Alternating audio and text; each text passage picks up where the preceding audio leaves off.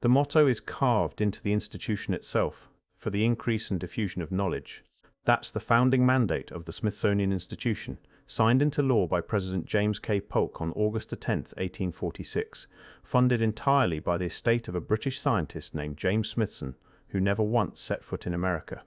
A man who left his entire fortune to a country he'd never visited so it could build a temple dedicated to one thing: knowledge, the preservation of it, the sharing of it, the protection of it for all of humanity. I want you to hold that phrase in your mind, the increase and diffusion of knowledge, because everything I'm about to show you is a direct contradiction of those 7 words. I've spent the last several weeks following the trail I uncovered in my last investigation. The giant skeletons reported in newspapers across America throughout the 1800s.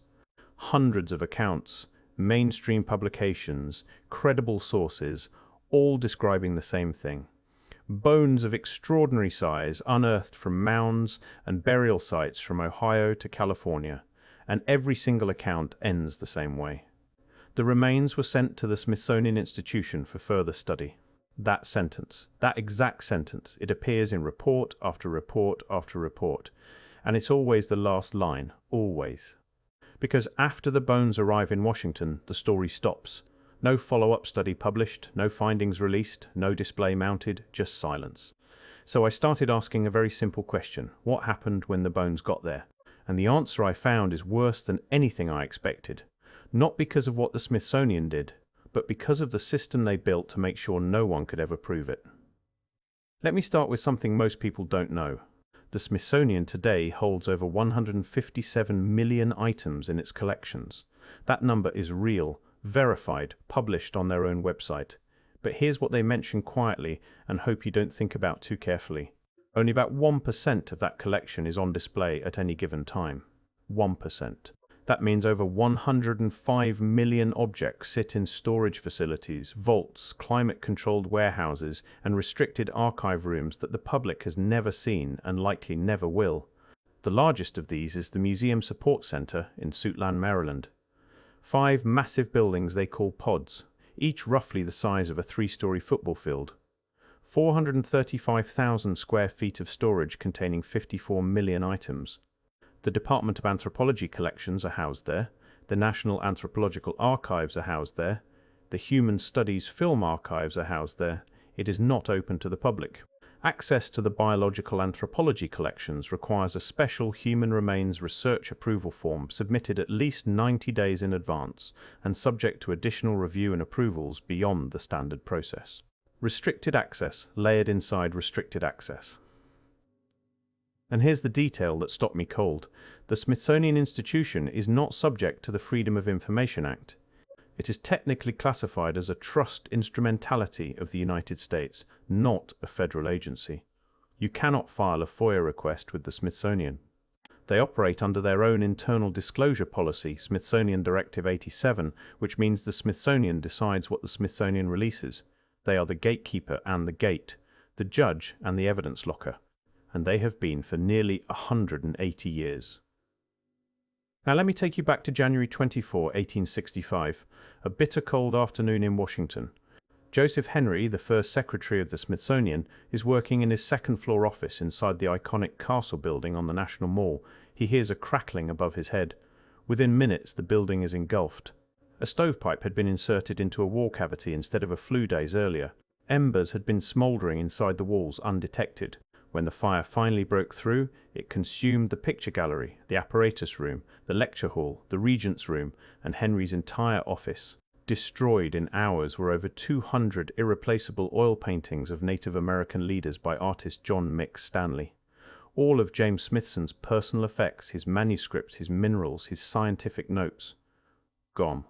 Nearly 100,000 letters and reports documenting the institution's first 2 decades of research. Every piece of founding correspondence, every early intake record, every collection log from 1846 to 1865, all of it ash. The New York Times called it a national calamity. And I want you to understand why this matters for everything that comes next. When researchers today ask the Smithsonian to account for specific items received during those first 19 years, the answer is always the same: we have no records, not because they were never created, because they burned. In a building dedicated to the preservation of knowledge, the foundational records of that knowledge were destroyed, and there is no independent way to verify what walked through those doors and what didn't during the Smithsonian's most formative years.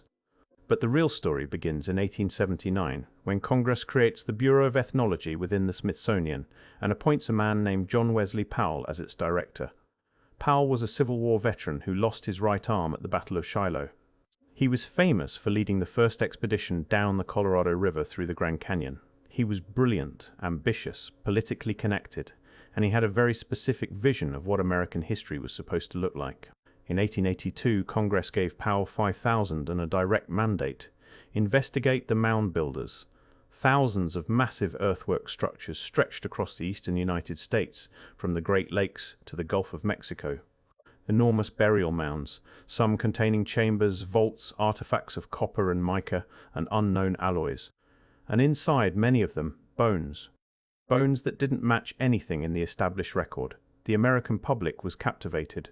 Who built these structures? What civilization existed here before? What happened to them?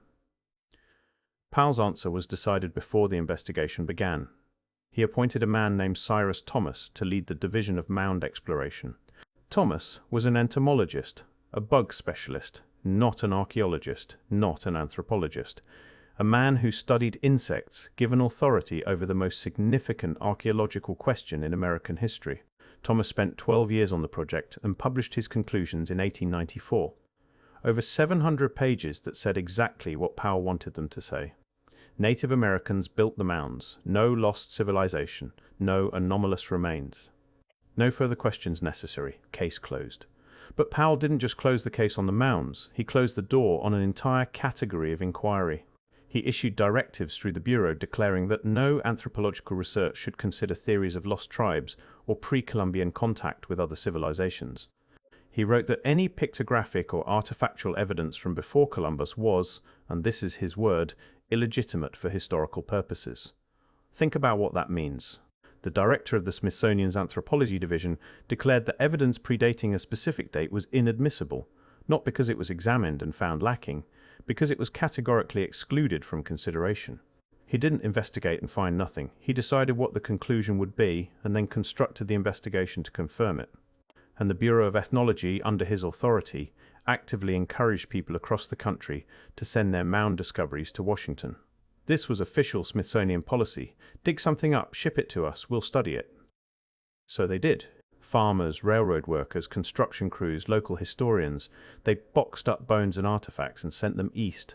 The Smithsonian's own 1883 field team, led by Professors Norris and Thomas, excavated 50 mounds in West Virginia and documented in their own report a skeleton measuring 7.5 feet tall adorned with heavy copper bracelets.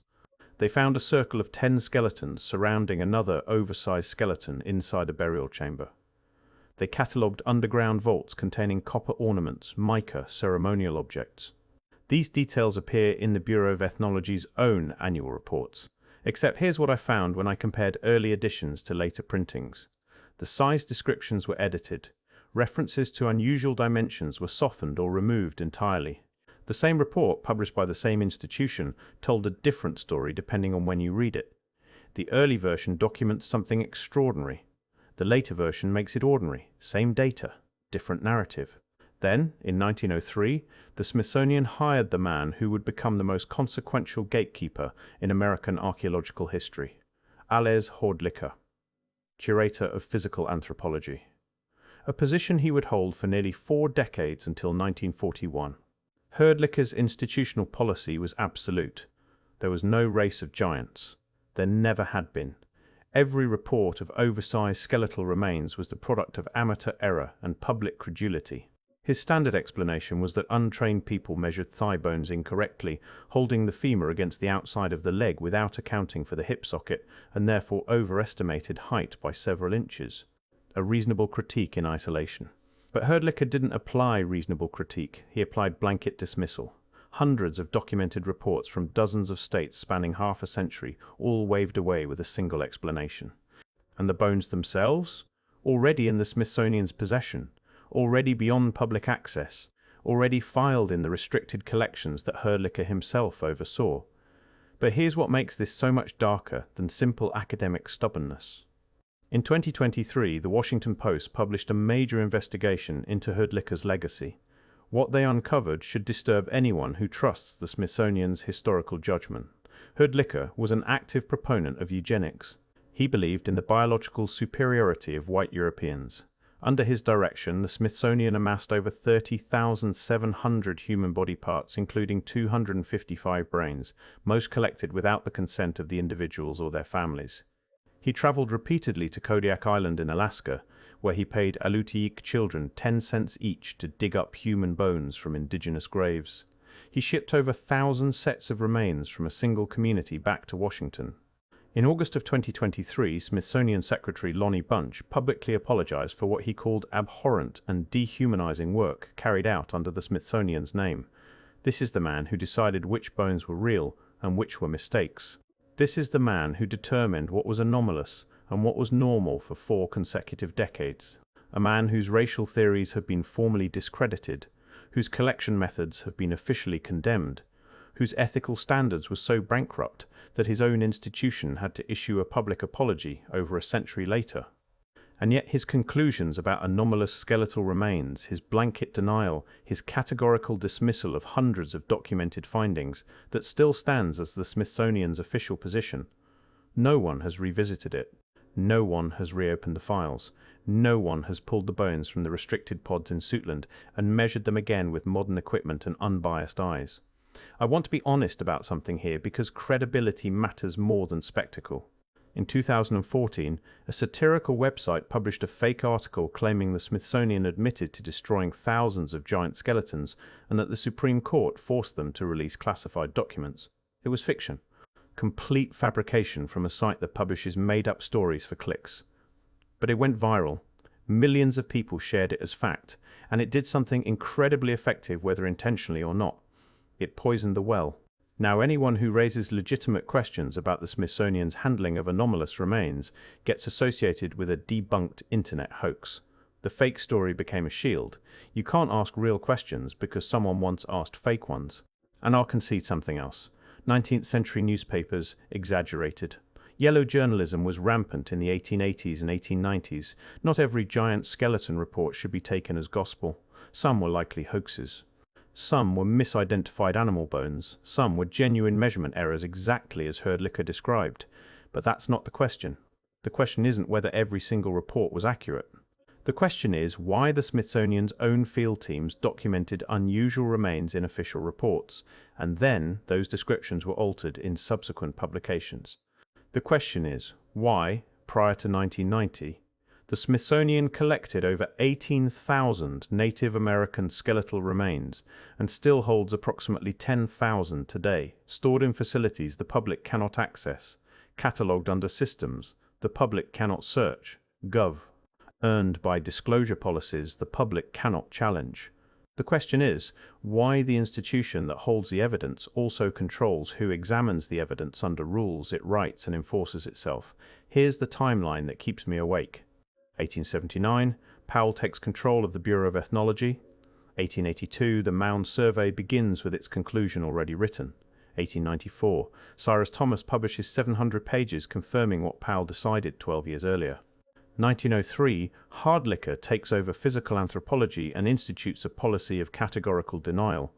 By the 1920s, newspaper reports of anomalous skeletal discoveries stop entirely, not because the discovery stopped, because the reporting stopped. Because the pipeline had been perfected. Bones flow in, silence flows out. Discoveries enter the institution and never emerge as published findings. The public loses interest because there's nothing new to report. And the collections grow quietly in climate-controlled darkness, curated by gatekeepers who answer to no external authority. The same decades. The same pattern I keep finding no matter which thread I pull. Maps redrawn, encyclopedias rewritten. Physical evidence collected and locked away by an institution that was founded, literally carved in stone, to increase and diffuse knowledge. So where did the knowledge go? What's in the 155 million items the public has never seen? What did Hrdlicka's team catalogue and file in the anthropology collections that no independent researcher has examined since? What's in the restricted pods in Suitland? behind the 90-day approval process and the additional review requirements and the internal disclosure policies and the FOIA exemption that makes the Smithsonian answerable to no one but itself. I'm not claiming secret vaults of forbidden artifacts. I'm describing something worse. A system where the institution that controls the evidence also controls who sees it, who studies it, who publishes on it, and what conclusions are acceptable. That's not conspiracy. That's institutional architecture built over 80 years and maintained through bureaucratic inertia and professional gatekeeping. And when you ask about it, when you point to the edited reports, the missing specimens, the restricted collections, the ethically disgraced curator whose conclusions still define the official record, the answer is always the same. Trust us. We're the experts. Stop asking. The Smithsonian was built to increase and diffuse knowledge. But somewhere between the founding and now, between the castle fire and the pods in Suitland, between Powell's predetermined conclusions and Hrdlicka's blanket denials, the mission reversed. Knowledge flowed in. And it never flowed back out. The buildings remember, even if we don't. And somewhere in Suitland, Maryland, in a climate control facility the size of 3 football fields, the bones remember too. They're just not allowed to speak.